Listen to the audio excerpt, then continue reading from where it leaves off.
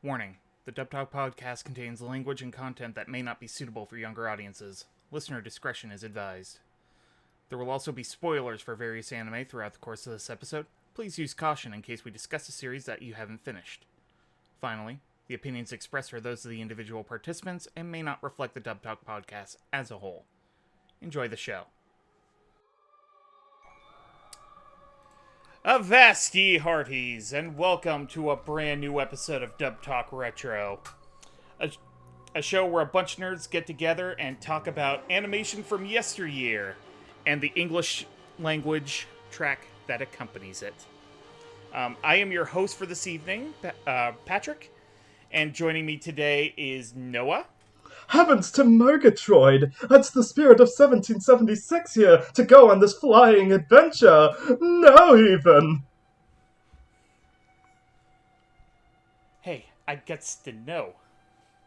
What makes you so funky?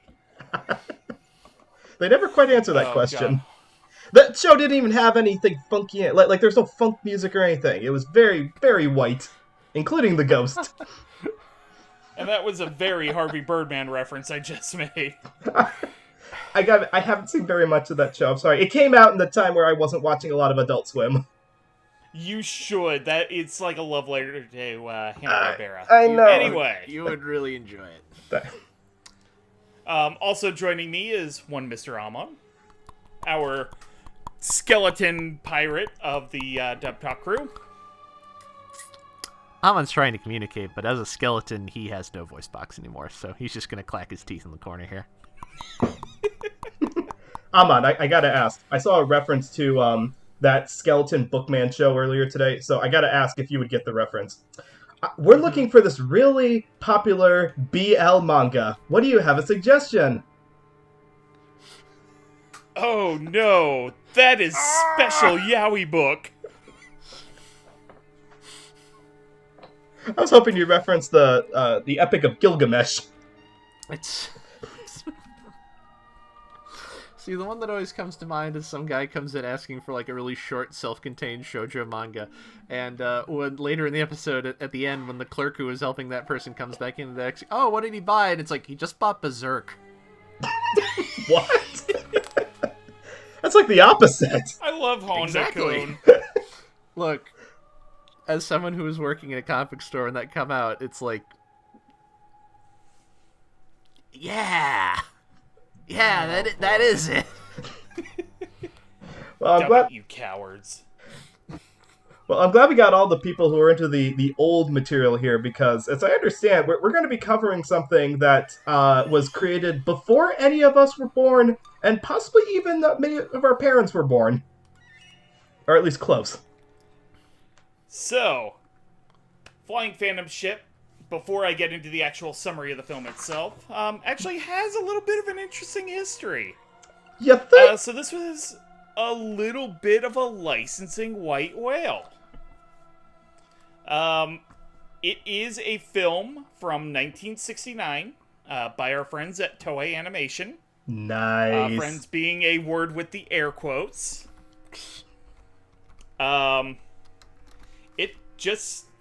It's been a thing people have talked about because the, like, you look at the animation, like, the credits of animators, and there is, like, everybody there. Mm-hmm. Including one Hayao Miyazaki. Who's that guy? Who did key animation for the film. And I believe there was, like, a couple of other Ghibli folks who were here as well.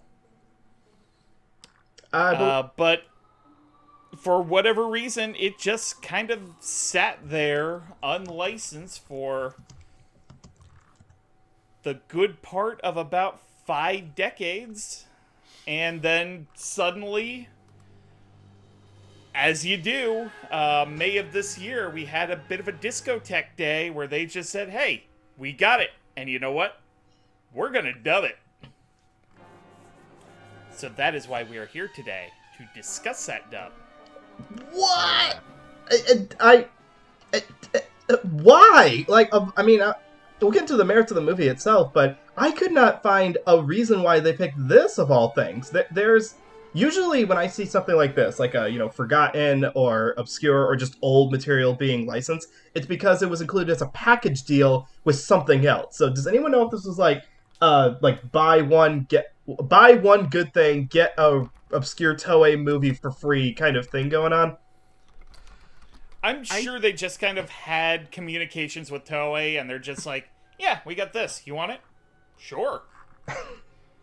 Yeah, I do think it helps that I do think this show has a little bit of cachet in the American anime world. Not recently, obviously. Mm-hmm. But I'll get into this more. But this Blu-ray happens to come with a commentary track.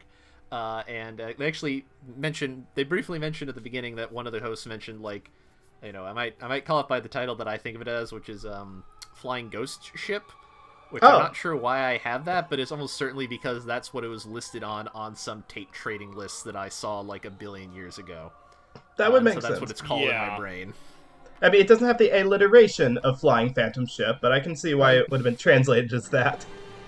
Yes. Flying Phantom Ship's a much better title, I would agree. It's very fun to say. It really is. Almost as much fun as actually watching it, which... Can we just get into It was a trip. The bizarre mesh of different genres and stories crammed into this wonderful boys' adventure of a movie. Oh, yeah. So I've got a little bit of a plot description for you, courtesy of Anime News Network. Beautiful.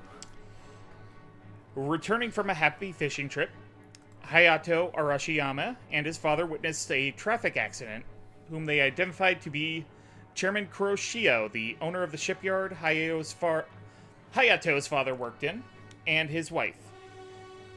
Helping the Kuroshios take shelter from a thunderstorm in an abandoned Western-style mansion, a mysterious figure with a skull mask haunted them, calling himself the captain of a phantom ship.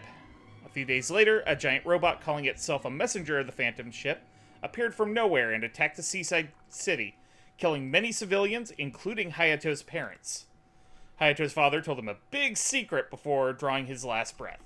To avenge his parents, Hayato joined the volunteer defense force organized by Chairman Kuroshio, yet he stumbled upon more and more surprising and horrible secrets.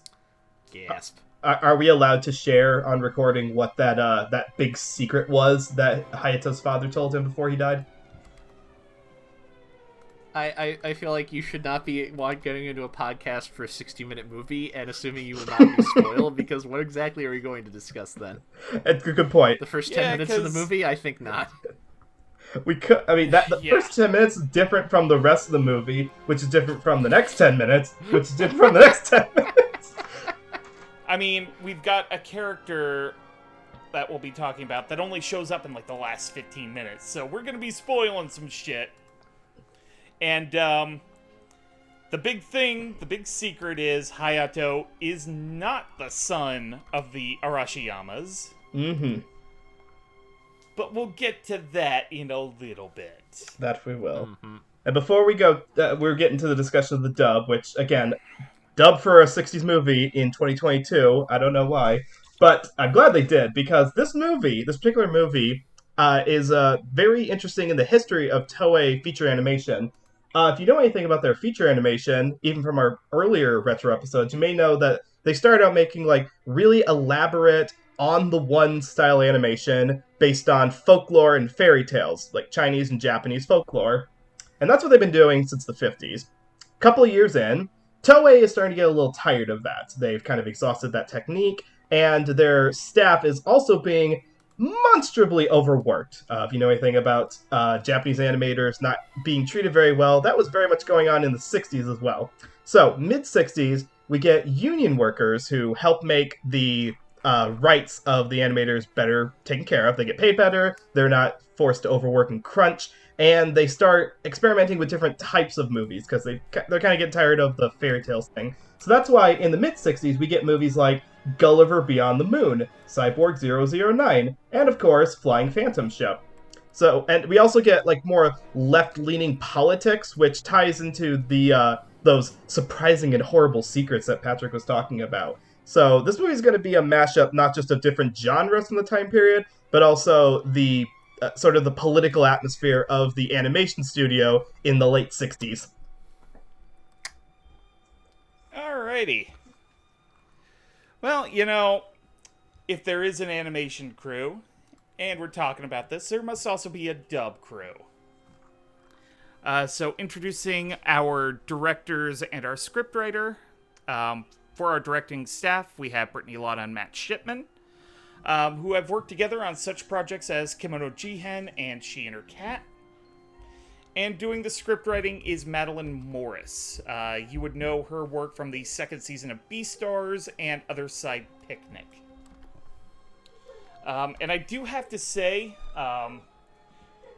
the only real gripe I have with the production side of this dub is, like, the actual dialogue sounds a little too clean in compared to the background audio track, the soundtrack, and the sound effects.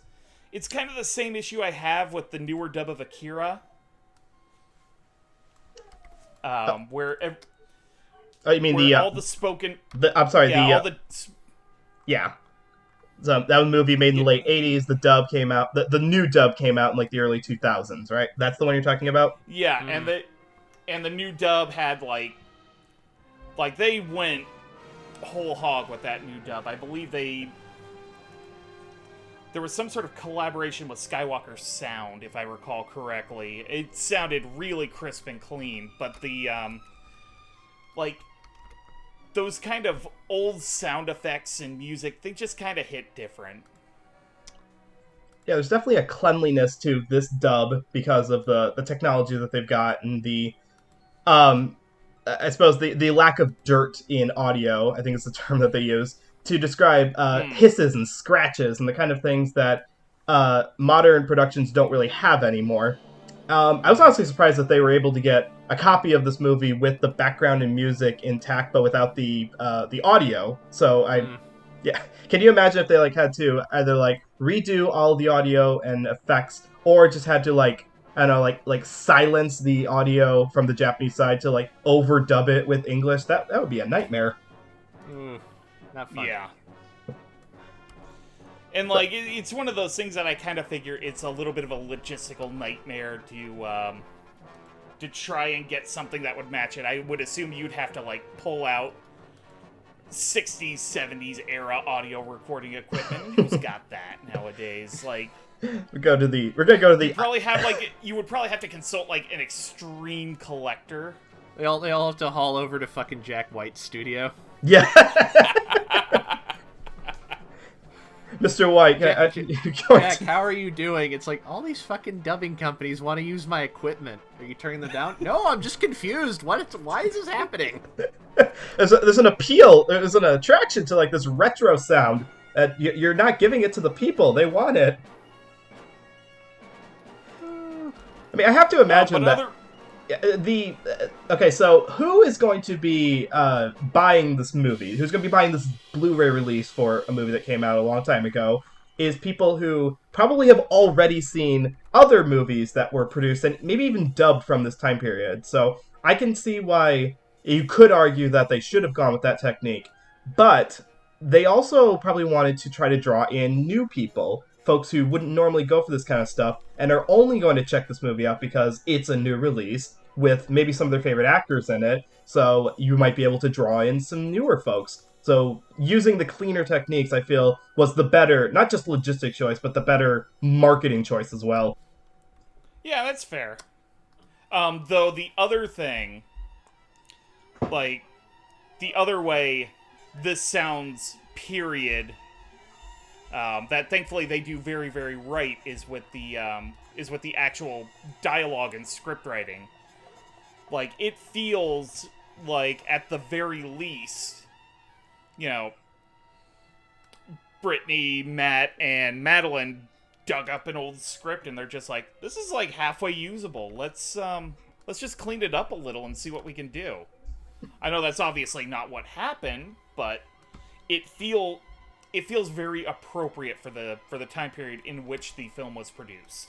Oh, no. See, Patrick, I think that this movie was going to get a dub back in '69, and you had, Warner Brothers Studio was gonna, give it a dub with some celebrity actors from the time. They were gonna get Bing Crosby, or, they were gonna pull, I don't know, some old people out, and they're going to have them dub this, but they never did. They just kept the script, and so they found that old script with the 60s slang and dialogue, and they just dubbed it in 2021, and that's what we got.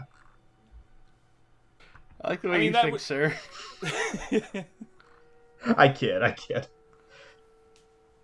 I gotta say, there's a lot of, I'd say about 95% of this dialogue is pretty timeless sounding, in that there's not a lot to date it to this time period. There's like a couple of holy craps that get thrown in the dialogue that I know I've never heard in a cartoon from 69, but most of the time, stuff like wowee and duh and like little phrases like this that Hayato says are pretty spot on for how a kid would actually talk in this time period. Yeah. I mean, at first the does kind of threw me off a little bit, but like it is probably the way a teenager in the 1960s would have spoken. Is he even a teenager? I mean, he's probably like 12. Yeah, that sounds right. He's an indeterminate youth. There we go. The kind of which many anime were kind of focusing on. Like, I figured he was like the same age as the kid from Galaxy Express 39, or just other media from that time period. Mm-hmm. Yeah. Age kid. There you go. Voiced by not a kid. Yeah. And before we actually move on to the actors involved, one other thing I would really like to talk about, other than, direction-wise, this is a very, very solid dub, and Brittany and Matt did a good job. One highlight that we're not really going to be going through in terms of the characters is, like, the jingle was really good for the fictional soda brand. It's so good. It's so good. Like they got Safberry and I believe Yoongi Chang to do the vocals for it. It's great. It sounds like an actual product you would probably be probably be drinking, become hopelessly addicted to, and turn into seafoam over. Absolutely. The kind that you would also be incredibly sick of hearing, but you will never be able to get out of your head once you've heard it. Precisely. Yes. It's right up there with the gum commercial from Inside Out. Damn it. And now it's stuck in your head. How could you? I thought we were friends. Oh, no. I mean, well, we are friends. Like, only friends get to come along this Phantom ship. But that doesn't mean we don't get to rib each other along the way. That's true. I'm trying to think, like, All right. is there anything that, I'm sorry, I just have one last note on the dub, is that, they do, in the dialogue, keep most of the terminology and the delivery very period appropriate. If you've seen, like, your old Hanna-Barbera productions, or, your, like, it's the holiday season. We're recording this in early December, by the way. If you've seen your old Rankin Bass holiday specials, that kind of delivery is pretty much what they make the actors talk like here. So if you're familiar with those, it's pretty much like that. The one thing that felt a little out of place is there's a scene where Hayato is being dragged out of the TV studio, and he's shouting about how boa juice will turn you into slime. And I'm like, there's no way that they... Green is people! Yeah, there you go! It's like, there's no way they didn't tell the actress, okay, you've seen Soylent Green, right? Okay, we're gonna have you act like that, basically. But I looked it up, and Soylent Green came out in 1973. And this movie came out 4 years before that, so we know that it wasn't being referenced in the original movie, but now it can become a retro reference. There you go. How about you, Amon? Right. Did you have any gripes with the dub, acting, script-wise? I like you. It would have been nice if they've been able to give the newly recorded that sort of analog dirt that the music soundtrack has. But that's ultimately a very minor nitpick. I think this is very well put together. This, for For shows like this, I often kind of have a very arbitrary measuring stick, which is basically, would have I enjoyed this when I was 8? Now, in the movie, there's no question. Of course, I would have. Look at it. And I think if I had watched this in English when I was 8, this dub would have been absolutely perfectly suitable for what I would want out of it. Like, oh my god, correct. Would have. 8-year-old Patrick would have eaten this shit with a spoon if it aired on Sci-Fi. Yeah, put this sucker on the Sci-Fi Saturday morning anime block. See, you guys keep. Yeah, you think this would air on Sci-Fi in the time period when you were 8 years old? I'm thinking of this could have been like a Disney Channel kind of thing back in that era where Disney was like they would license everything because they didn't have a bunch of their own stuff yet. So you would get stuff like this, like they had that on their channel. Yeah, that or Nickelodeon in the late 80s, early 90s. Yeah, kind of Nick at Night kind of stuff. That feels like it would have shown up right about then, yeah. Yeah, that actually reminds me of something they discuss on the commentary track, which the people on the commentary track are Mike Toole and Dave Merrill. They actually mentioned, they sort of briefly discuss, hey, how come this didn't get licensed before? And their best guess is that at 60 minutes, it's a weird length.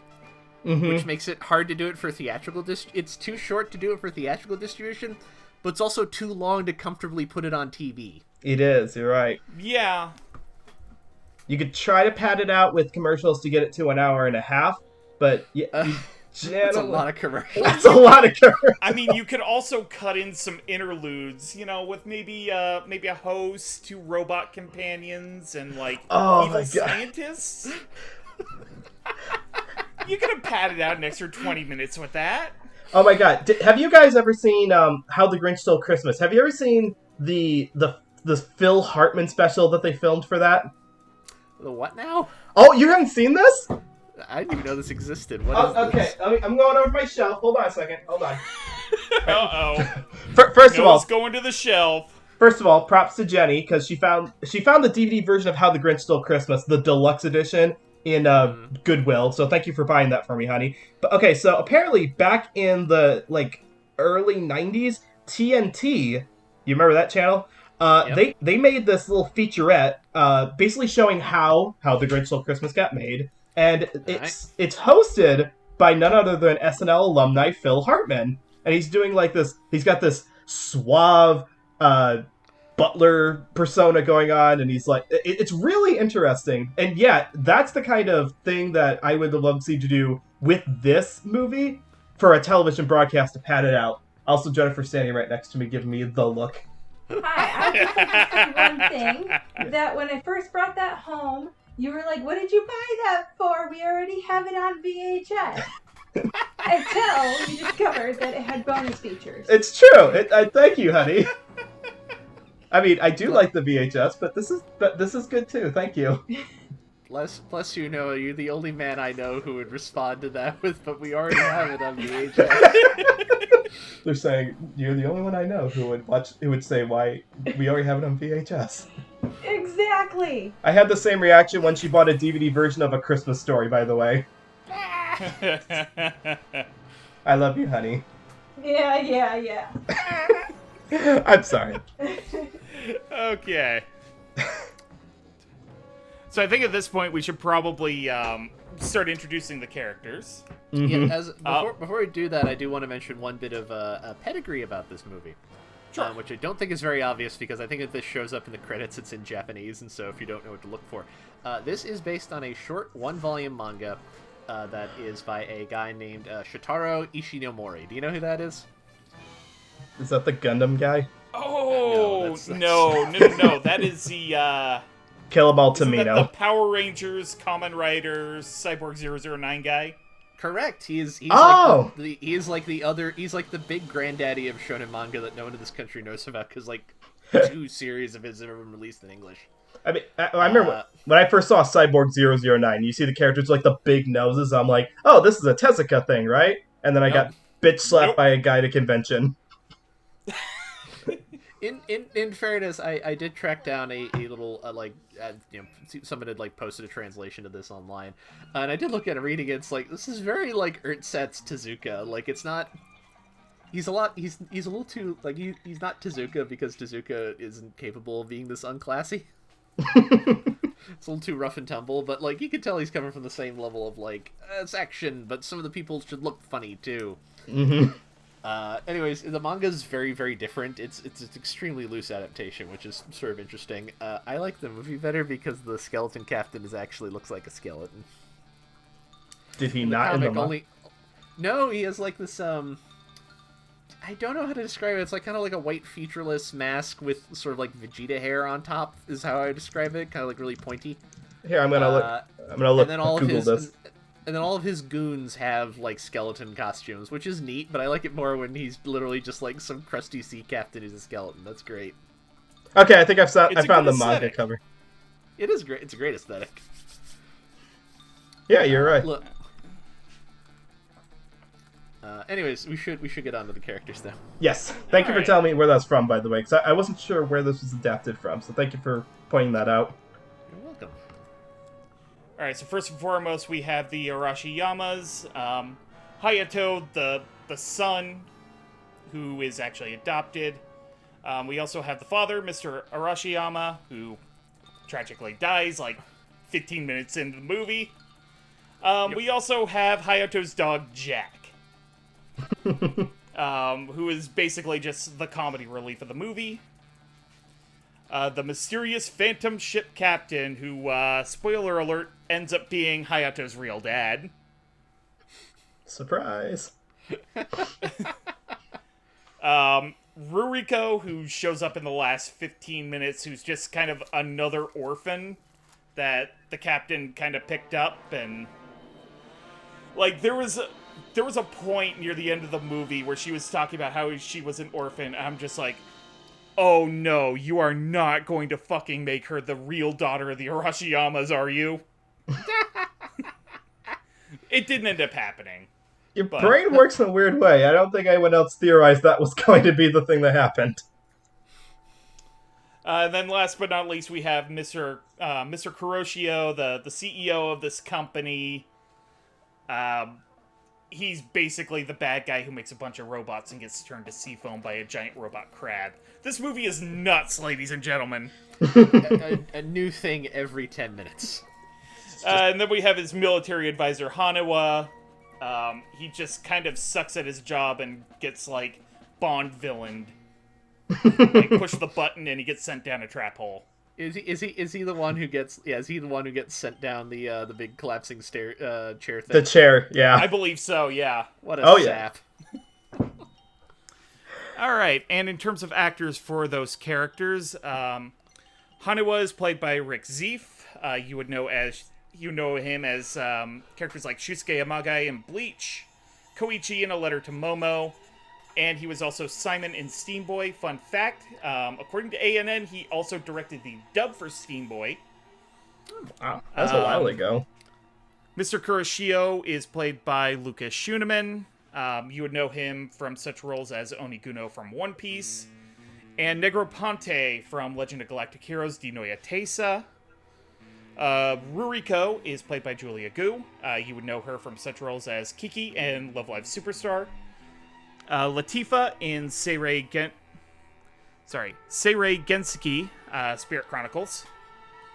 And Moria in... Okay, here comes another mouthful. Life with an Ordinary Guy Who Reincarnated... Life with an Ordinary Guy Who Reincarnated into a Total Fantasy Knockout. There we go, third time's the charm. There's a little clap. Well deserved. The captain of the Phantom Ship is played by one Patrick Seitz. You would know him from such characters as Kenpachi Zaraki in Bleach, Dopo Kunakita in Bungo Stray Dogs, and Senji Kiyomasa in Dead Man Wonderland, among a great many other things. You thought that he was your father, but it was I, the Phantom Ship Captain! Jack the Dog is played by Kellen Goff. You would know Kellen Goff from such roles as Porco Galliard in Attack on Titan, Kochi Yatake in Given, and Hoodlum in Akudama Drive. Mr. Arashiyama is played by Frank Dodaro. You would know him from such roles as Draluk in The Vampire Dies in No Time. Watch that, it is a fun dub. Leif Erikson in the Netflix dub of Vinland Saga. And Starscream in Transformers War for Cybertron, the Netflix series. And last but not least, Hayato Arashiyama is played by none other than Mona Marshall. You would know Mona Marshall from such roles as Izzy in Digimon, Toboe in Wolf's Rain, and she's also Sheila Broflovsky in South Park. Should we sing the song? Uh, or are we not allowed to? We don't have the time for that, really. Yeah, copyright's also a thing. Oh, fair enough. We'll save that for the Patreon. Subscribe to our Patreon to get us to sing the entire soundtrack to Bigger, Longer, and Uncut, the South Park movie. Yeah, we'd do it. If somebody gives us like $100 on Patreon, we'll fucking do it. Okay, so let's screw all of the voice actors here. Screw all of that right now. And let me just focus on Kellen Goff for just a second. I just want to get this out of the way right now. So, Jack is a dog. And he's like a Great Dane-looking character. And we first see him in a haunted house.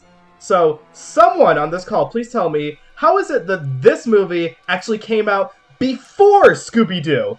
Because I could have sworn that this was inspired by Scooby-Doo, but no, that show didn't come out until 3 months after this movie came out in Japan. How is that possible? It's To even be better. fair- It didn't. To be Yes. fair, Scooby-Doo is a Great Dane. Jack would appear to be some sort of Mastiff mix. Okay, fine. I know how you're feeling, but I feel like part of the solution might be is that there is a bit towards the... And it may be that my chronology in this is even more off, because I am wading into territory that I don't know very well. There's a bit near the beginning where Jack is, like, cackling to himself and gripping his face and looking, and it's like, that's Muttley. That's definitely Muttley. It's a different breed, Like, but that's Muttley. That did come out before that, that's true.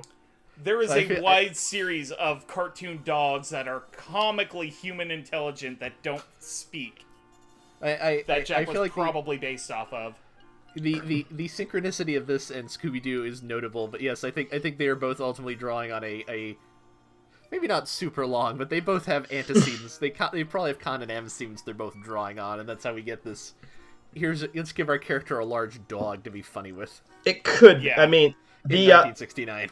the character designer for all of the Hanna-Barbera characters, including Scooby-Doo, was Japanese himself, so there's a possibility. You're Well, there probably you right. go. Yeah. Anyways, But I just want to get that. on that note, like, Kellen Goff does give Jack this sort of Hanna-Barbera cartoonish quality. It's great, and it's fun. Yeah. Oh yeah. Like, there's really not much to say, because all he's really doing is, like, animal effects. Yeah. But then again, I mentioned Porco from Attack on Titan for a reason, because he's... Well, I'm not going to spoil anything, but, like, it's a character that gets to make, like, really animal noises that really kind of lends itself well to a character like a semi-talking dog. Mm-hmm. Yeah, it's much more cartoonish than a realistic animal. And Toei had done this in a lot of their movies. Like, going back to their first one, Panda the Magic Serpent had anthropomorphized animals, but they were very much non-speaking animals. So this is in the wheelhouse of what Toei had done before. And I mean, honestly, like, Rick Zeef and Lucas Schunemann just being the two, like, goonish bad guys who are, like, there's this sort of stepping ladder of bad guys where it's just like, yeah, the military guy gets James Bond villained with the little button and the descending trapdoor. Hani was an interesting addition because he shows up in the movie after we've been in the haunted house for 10 minutes, and I thought, okay, this movie is going to be a haunted house movie after the car crash happens, but then Haniwa shows up, just kind of like, yeah, your butler told me you were here, and then black cut to, okay, we're done with the haunted house, let's go to the next part of the story. So he quite literally cuts the movie down by showing up. This movie is super efficient with its hour-long runtime. It gives you the bang for your buck. But he's You will also not be bored. like, he's really good at that. Rick Zeef is really good at that kind of sniveling henchman kind of deal. And then the funniest part is, like, Mr. Kuroshio is propped up in the latter half of the film to be the main bad guy. Oh no, it's the soda company. Like, a massive conspiracy with this soda company, like, creating sea creature robots to attack Japan. It's great. I don't know if Futurama will ever fess up to it, but that sounds kind of similar to that one episode with, what was the drink that they found out was Slurm. Yeah. I had a very similar reaction to that episode. What can we say? Soft drinks are evil. I hear they have a soft drink that's made out of people. Is it any good? No.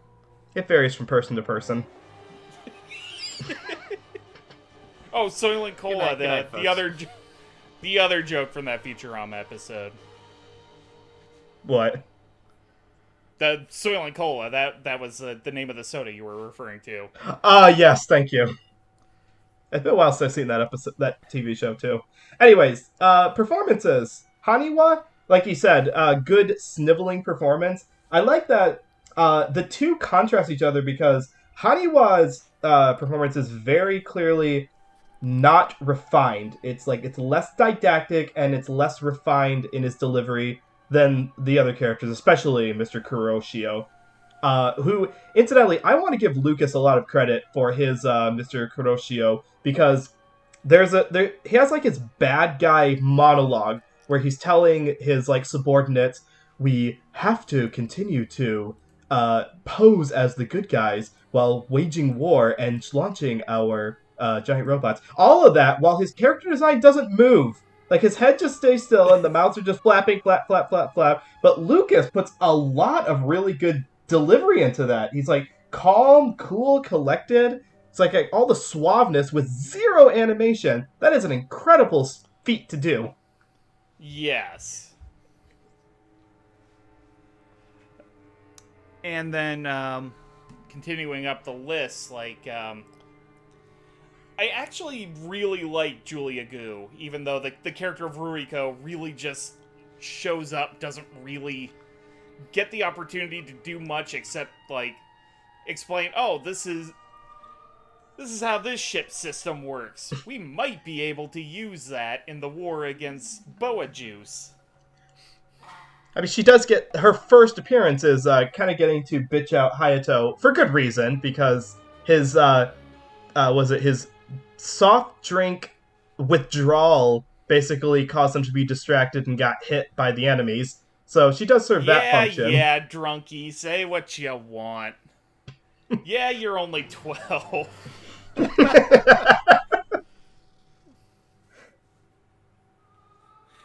Like, being 12 isn't an excuse.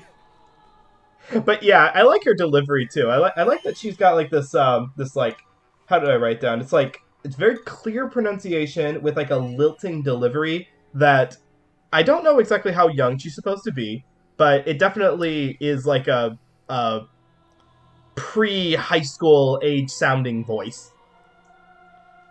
And honestly, although I don't know how old she is. Like, Ruriko is the character that I think benefits the most from the way the film was written, or the way the dub script was written. Because she is sort of the character who explains a bunch of the things to Hayato. And it's done in a way that feels like a very 60s female sidekick character. They had one of those in Cyborg 009 too. Yeah, they Mike Toole actually points out that Ruriko design-wise kind of looks like 003, but aged down a little bit. Oh my god! And also, in these 20 minutes, she gets more to do than 003 usually gets to do, which at least in the 60s amounts to hold the baby. That's so bad! And that didn't change for the 2000s version either. She basically did the same thing. The baby was telekinetic, too! He can hold himself! Look, 001's having a very hard time. He needs a hand. Because he's a baby. He's very small. You can imagine the pressure he's under. It's But why does she have to be the one to hold him? Get the guy with the rockets in his kneecaps or someone else to do it. Because sexism. Yeah, luckily, she gets off much better in this movie. I don't think this movie passes the Bechdel test because she is the only female character. And no, the mom does not count. She dies before she gets to do anything. But at the very least, Ruriko doesn't get to be just a love interest. You know, she's actually there to help out. I mean, on that note, since we brought up Mrs. Arashiyama, yeah, like, Anyako gets, like, 2 or 3 lines in the entire film.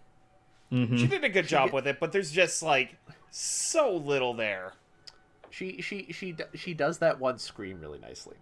Yeah. I hope she got paid well for that. Me too. I'm laughing that. I'm sorry. I'm laughing that the commentary mentioned that Ruriko looked like 003. I hadn't heard that commentary, and I still made the same connection. I mean, it's a very easy connection to make. Yeah, it is. You're right. And yeah, Right. Patrick Seitz as the captain of the Phantom ship. Perfect. No notes. Yep. Yes. He's kind of a dork. He is a bit of a dork once he finally reveals himself. The bit of like, oh, I started wearing it because my face was all burned up, but once I healed up, I was just used to it. That's all. Yeah, he doesn't. He does. That's a very me way of going through life. It's like I got used to it. I just kept doing it. Also, secretly, obfuscate the fact that he's mostly doing it because it looks cool. What, did you know? I'm sorry. Did you read the manga to find out if that's also the reason he has a skeleton face in that story? I mostly read. I think there he's actually just doing it to like obscure his identity. There's no particular reason beyond that. Okay. I just want to read it. Mostly it was just like, oh, this is short. I can probably read this before we record the episode. Yeah. I find adaptations interesting, especially at times like this when like there's very little pressure to have like adaptational fidelity. So what do they do with it when they're given this general outline? Yeah, not just because there's not a whole lot of material to work with, but there's also not the fanboy army that'll get pissed off if you change anything. Precisely. Yep. Like, who's gonna flame up the message boards because the movie adaptation of Flying Phantom Ship isn't the same as the manga? Come on. I mean, message board in the 1960s, what are they gonna do? Write it on a piece of paper and thumbtack it?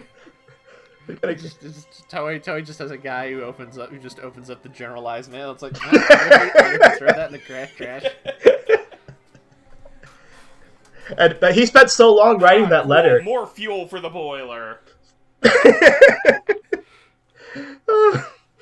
But yeah, I don't have. The thing I find absolutely hilarious about the Phantom Ship Captain is here he is, like, branded this absolute terrorist. He rescues this 12-year-old boy and then promptly explains to him in the middle of this mind control soda hangover how the entire ship works. Oh yeah. Down to the magnet beams and the nuclear reactor. Which plays a factor in the climax, by the way, ladies and gentlemen. This ship is nuclear. Yeah, that's another good thing about this movie is that, yeah, it's kind of random and goes really quickly, but everything that's set up does kind of come into play at some point in the movie, so nothing's wasted. It's all a killer, Chekhov's no gun. Yeah. A Chekhov's ship, if you will. Chekhov's Adventure Series for Boys cutaway illustration explaining what everything does. But as Amon said, like, Patrick Seitz's performance is a 10 out of 10, no notes. Like, he came in there clearly knowing what he was doing. Mm-hmm. And he played him up like an absolute lovable dork, and it's great. I can't comment or compliment it any further than I already have. Which is the same thing I'm actually going to say about Frank Todaro as Mr. Arashiyama, even though he really doesn't get a ton to do. He has one amazing death speech, though. that was a good, like, 5-10 minute death speech, too, wasn't it? Mm-hmm. It was.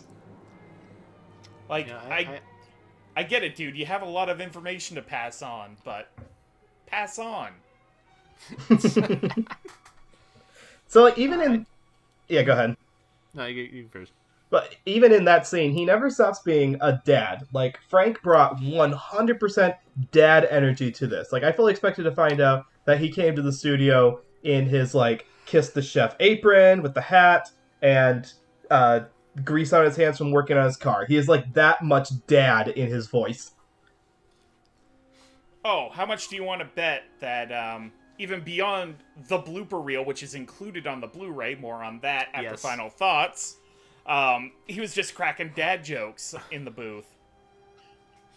Or in his home studio, certainly. Wherever his performance ended up being recorded. Yeah, did we mention that this was who the actual dubbing studio for this was? Oh, I don't believe I actually mentioned it, but via Brittany Lotta being the director, it is via Coach's Sound. Mm-hmm. Which, just if in I case recall I was correctly, wondering. nowadays is like a largely remote recording setup. Yes, they are. And props to them for that, because this... there are some dubbing studios, Crunchyroll, who don't have a lot of respect for Crunchyroll letting people dub from home. Not mentioning anyone in particular, just some aren't very good about that. Just drinking this blue pop that, I don't know, it's really making me feel a little foamy at the mouth. I should probably get that checked out. Yeah, but Mr. Tadaro presents a very 60s cartoon dad, and if, Crunchyroll ever decided to, go back and maybe do a redub of Mako Go, as you do. I was going to say one of the things I liked about Frank's performance is that he very much had that I'm completely blanking on the people who made the old Speed Racer dub, but it had that vibe about it, and I appreciated that. Yes. I want to say Fred Ladd, but that was Astro Boy. Fred Ladd, that's right. Yeah, Fred Ladd. Well, was it him too? Because I know he did Astro Boy. Did he also do Speed Racer? Ah, crap. Maybe you're right. I don't remember. That's why. I gotta check this out now. Damn it. I feel like that was a different time. I think there's a big enough gap that it would make more sense for it not to be than it to be, but I'm not sure. I don't know. We'll look this up later. This has nothing to do with this particular anime. Although I too question, like they said on the commentary track, why this didn't get kind of picked up at the time period. And I guess it just Japan itself, like Toei didn't really make like a push for it to be picked up. They were that could have been. Yeah, I think between that and just the weird length, I think were probably the biggest detriments to it. Because like I could easily see this doing well as like one of those like Saturday matinee. Yeah, exactly. But I feel like you need to pack it with something, and there's the hard part. Mm-hmm. Because I know Toei, like this premiered as like kind of a traveling roadshow that Toei would do, but they would package that with like episodes of their own TV shows, and I don't know if any like U.S. distributors would be interested in having that. They need to bring it with something to get to feature length. Yeah. And I don't know if enough people cared to bother with that level of rigmarole for something they would have to like. You have to license this and put something else together and and like eh. You know what they should have done? Yeah. Brilliant thing they should have done. They should have double feature. Stay with me here on this. Just follow me on this journey. All right. Flying Phantom Ship. All right. With Yellow Submarine. Brilliant, right? Sure. All right, you've appealed to me. but as history has shown, that is a terrible bet. That's all I want. I just want the Amon vote. That's all I want. Well, congratulations, you got the Amon vote. Sorry, did you guys have anything else to say about Frank's performance? No, I think I'm good. It is good. That's what it is. And honestly, like, Moto Marshall as Hayato, like, has massive June 4A energy. Mm. Oh, yeah. There's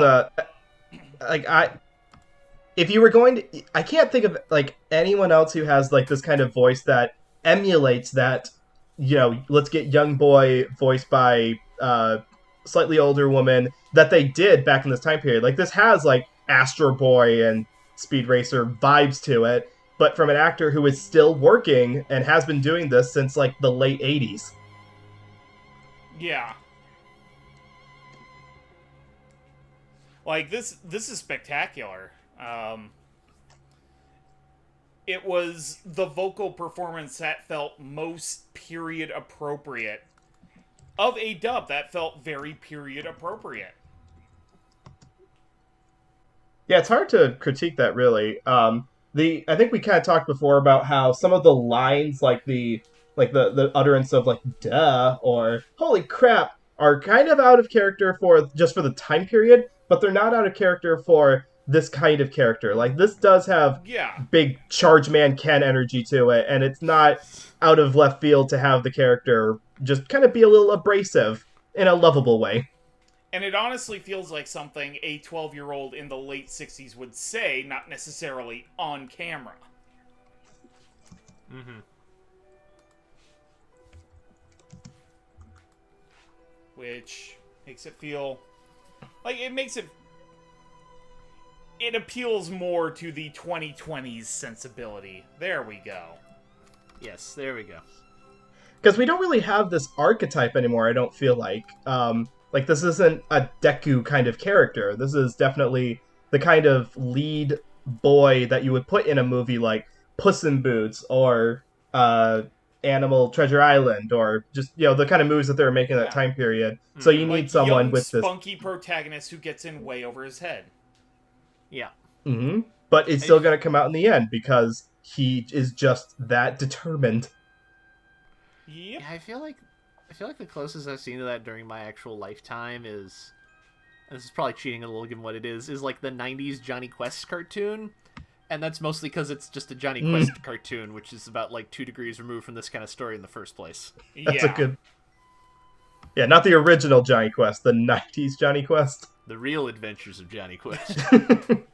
Just the one with the really bad CG. Oh, I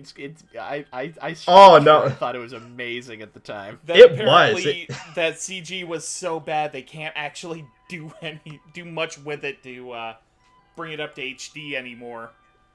Oh, that shit must be like, it was probably like edited on videotape. I'm sure like it's never gonna be yeah. Oh, that's sad to think about. It made it in the computer, but had to edit it on tape. Or so I've read about things like this, and they inevitably always had to be edited on some much lower quality format that makes it a complete pain. Like, just impossible to like upscale in anything that will not look like complete trash. It's very unfortunate. But they were trying. Like, I don't want to begrudge those kind of animators at the time, because they were trying with the best that they had. Oh yeah, exactly.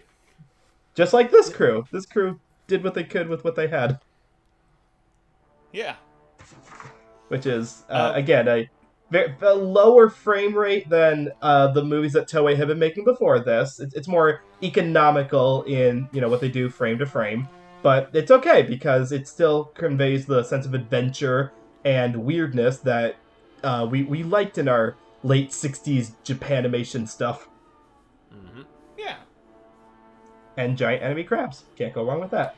Who doesn't love plenty of giant enemy crabs? Who does not love a giant enemy crab? With plenty of weak spots to hit for bonus damage. That's a reference, people. I'm not gonna lie, it did pop into my head while watching the movie. It's kind of hard not to. Alright, so do we have any final thoughts on the film? What a goddamn delight. I'm so happy this exists. My introduction... I am so happy that this got picked up. I would have probably never found it otherwise. I probably would have seen, someone like a Mike Toole tweet about it every once in a while, like, why has this not been licensed? And think, oh, that's cool, and forget about it. So, fun fact. That is, in fact, how I learned about this movie. About 5 years ago. the backstory of this is that the website Paste had done a top 100 list of the top 100 anime movies, which got a little traction because Jason DeMarco from Toonami co-edited it basically. And after that came out, Mike Toole did he did a thing where he was talking about it's a nice list, but the problem with these lists is you can basically predict about 25 of the entries just off the top of your head by everything by Miyazaki is going to be on there. A bunch of other Ghibli movies are going to be on there. Everything by Kone's going to be on there. There's going to be a bunch of Mamoru Hosoda and Shikai movies on there. Blah blah blah. Mm-hmm. I'm going to make an alternative list, which is not here's the actual 100 best anime movies. I just want to see, can I make a top 100 list that has nothing in common with the previous list? And he did, and Flying Phantom Ship is on there, and that's how I learned about it. And ever since then, it's I really want to see this movie. This sounds great. And you know what? It was. It is great. It did live up to your expectations? 100%. This movie is an absolute hot mess at 62 minutes long, but it is a ride you will not regret. It's so just beautifully we are trying to entertain a bunch of 10-year-olds. It is 1969. They are going to get bored easily, so we need to keep up the attention. And the weirder the better. We need explosions. Keep the left turns coming. Yep. I feel like that's the best atmosphere to watch it nowadays, because I watch this late at night after work, after I put the kids to bed. I was like, this is fine, this is all well and good, but I feel like the atmosphere to watch this is Saturday morning before the sun has come up, before mom and dad have gotten up, and just you've got control of the TV. That feels like the atmosphere that this movie is best experienced under.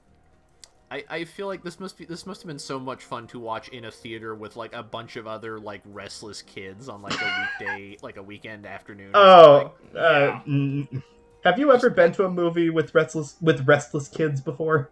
But you're one of the restless kids, so it's supposed to be fun. I should clarify. In this scenario, you are also 10. My first experience watching Zootopia in 2016 was opening weekend. Oliver's 3, and all the other kids watching it are also there's noise, there's people running up and down the stairs, and you're just trying to hold on to your own kid who wants to run with the other kids for dear life, and you're please, dear God, kill me now. Yeah, for a movie like this, I feel the ideal situation for watching it is on the Sci-Fi Channel at 5:30 in the morning, because your dad's passed out on the couch because he was waiting for the coffee to finish brewing. And you got control of the remote for that beautiful hour until he actually gets up and realizes that he's made the coffee already. So yeah, this dub does do that justice. There was definitely, yes, I feel, a challenge over the staff to okay, do we make it feel more modern? Do we make it feel dated like dubs from this time period? Which, please don't do that. And they didn't. They went with the respectable route of, this could easily slot into, like you guys were saying, a television broadcast of the movie from the 90s, basically, without slang or dialect that really makes it feel dated to this decade either. Yeah, the dub definitely feels like that happy middle ground between, 60s Speed Racer cheese and, the hyper-refined dubbing of this era. Mm-hmm. In an era where you wouldn't even know this is Japanese looking at it if you didn't recognize the tropes of, giant robots or flying ships in outer space. This feels like that hodgepodge of, is it Soviet? Is it Chinese? Is it British? I don't know what it is. It's cartoon, and that's all. That's good enough for me. Yeah. So if you did end up wanting to watch The Flying Phantom Ship, I don't believe the dub is streaming at this time.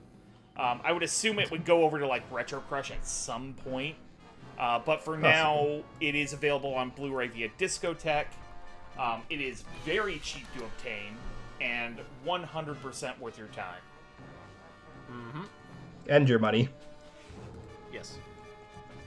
And if you wanted to catch the things Dub Talk is up to, if you're catching the audio feed, we are on YouTube, youtube.com/DubTalkPodcast. If you are watching this on YouTube, We do have audio feeds via, Podbean and Spotify and Apple Podcasts. We have a Twitter account for as long as that's good for. Mainly just, tweet up updates there. Also have a Ko-fi and a Patreon. And at the end of episodes, we like to shout out our patrons. So at the $5 tier, we have Megan's mom and dad, Michelle Travis, Julia W., Nico Robin, but with yowie hands, and Victor Mybaroda. At the $10 tier, we have Anthony Brown, Carly Lessikow, Crimson Echidna, Jacob Wilson, Jared Hawkins, Marissa Lenti, and Otaku Anthony. Thank you guys so much. Without your contribution, we would not be able to do what we are doing at the frequency we do it. Indeed. And with that out of the way... Oh, yeah, and we do have a Twitch channel now that we stream games on. Can you stream anything else on Twitch? Tune into our Twitch stream to watch political debates about the latest issues in the world. I mean, if I bothered to get a camera set up, I could probably stream myself, like, building Gundam models. Like, you can. That's a good point. That's right. They do have, like, Bob Ross marathons and stuff on Twitch, so I guess you could do that. I mean, I could do a bathtub stream, but you don't want that. Nobody wants to buy this bathwater. This is not Megan's private stream, unfortunately. Get your own Twitch channel for that.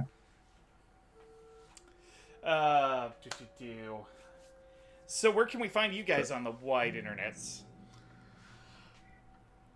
You can follow me on Twitter, as long as that lasts, at Noah Clue. I like to talk about all things of animation from around the world.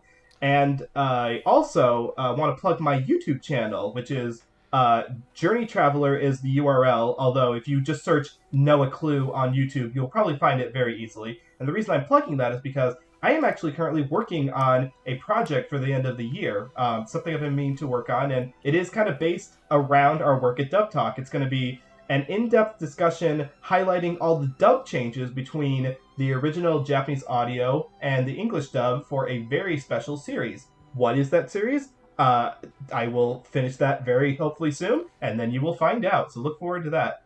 And before I pass it on to Amon with his plugs, I want to steal his thunder by plugging a dusty old cartoon, because this movie is also dusty and old, so I want to plug another one here.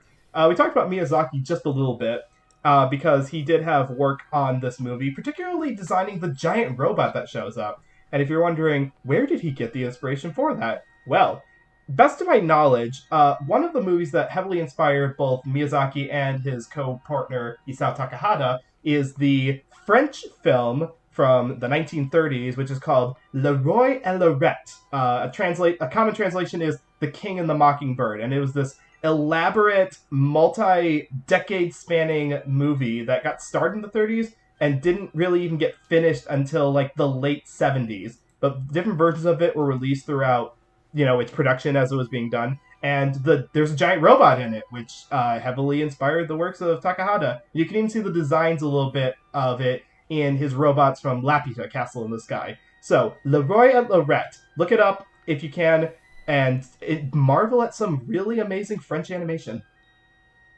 Fancy. Excellent. I'm Amon. You can find me on Twitter at AmonDuelUS. I do have a Tumblr where you can follow me if you want to see the sort of weird bullshit I like on Tumblr, which, as far as I can tell, is completely inscrutable to anyone other than me, but whatever. I also have a co-host under... I actually don't remember if mine's Amon Duel or Amon Duel US, but you can find me on there, and if Twitter implodes, that's probably where I'll end up anyways. But in the meantime, if you go to me and follow me on other places, you'll mostly see me BS about, comics and things, and music, importantly, because music's the best. And, I was thinking a little bit on what kind of dusty old song I should do here. I was thinking, alright, this doesn't say like a spooky ghost story with a ship for very long, but that's a starting point. Do I know any sea shanties? And I don't know any sea shanties, but I do know the album Sea Shanties by semi-notable psychedelic hard rock 60s band High Tide. So I recommend you listen to that. It's great. There was a very narrow window there where High Tide might have had the actual credit for being like the loudest rock band around. It is very aggressive, and very blunt, and they have a violin player, which is very entertaining. Oh, what nice. what decade would that have been in? Sorry, what? What decade would they have been? Did they make that album in? This first album came out in 1969. Oh, Same year as perfect. This movie. Well then, yeah, there you go. There's no better choice. That kind of felt like Kismet. All right, let's go with that then. That makes sense. It's very. I don't know if It's all I don't think pottery. any of the 10-year-olds. Exactly. It's fitting that we're currently in an era of like rebellion against the capitalist system, and this movie and sea shanties itself came back in a big way this year, just like in the time period where this movie came out. Because that's right, I'd forgotten about that. If you want a taster of what it's gonna sound like, I'd recommend the opener, Feudalist's Lament. That's a good heavy slab of rock music. So go check that out. Expand your brain. Nice. And I'm Roots of Justice. You can find me on the twitter.com, well, at last at Roots of Justice. Mainly retweet cute animal pics, talk general fandom stuff. Good time? You should come see me. Also, kind of dusting off my Tumblr just in case. Also at Roots of Justice. Working on stuff. Gonna have some free time coming up probably after the holidays, so gonna try and get some stuff that I can, maybe build a spin-off off of going, so we'll see how that goes. Also have a cool thing of the day for you. If you're not already checking it out, the first 2 episodes of that sequel reboot to Willow are pretty good. And kind of taking a little bit of a play on Amon's Dusty Song. The second episode has a really, really good cover of Hurdy-Gurdy Man from this one done by Donovan? a group called Sir Jude. That is the end credits song for the second episode. Highly recommend, at the very least, checking out that cover, because I happen to really like it. So with that... I just started up Feudalist Lament, and you are not. Why would you do that when we're still on stream? That's a terrible idea. There's so much fuzz guitar on this, and it's like really blaring, but it's the good kind. But it wakes you up. This is workout music right here. All right, so I'm gonna back up Amon's recommendation. Go check out High Tide. I don't know what any of the people are doing anymore, but this is a loud, fun album. At least in the first 5 seconds. Oh, superb. And So with this that, movie was I fun. think we're gonna go ahead and lift anchor and end the episode. All right, All right. drinks all around. So, you guys know any good sea shanties? Yo ho, I yo know. ho, a pirate's life for me. Good I ones. know what. Oh, I know what do you do with a drunken sailor. Ah, there we go. I know a verse of what do you do with a drunken sailor. We'll Does go ahead and start does- that up as we go ahead and conclude the episode. You guys have a good one. Enjoy the rest of your evening, and otaku on that deba. aloha? Check out more retro animation from before you were born. Rock over Boston, rock on Chicago. And click.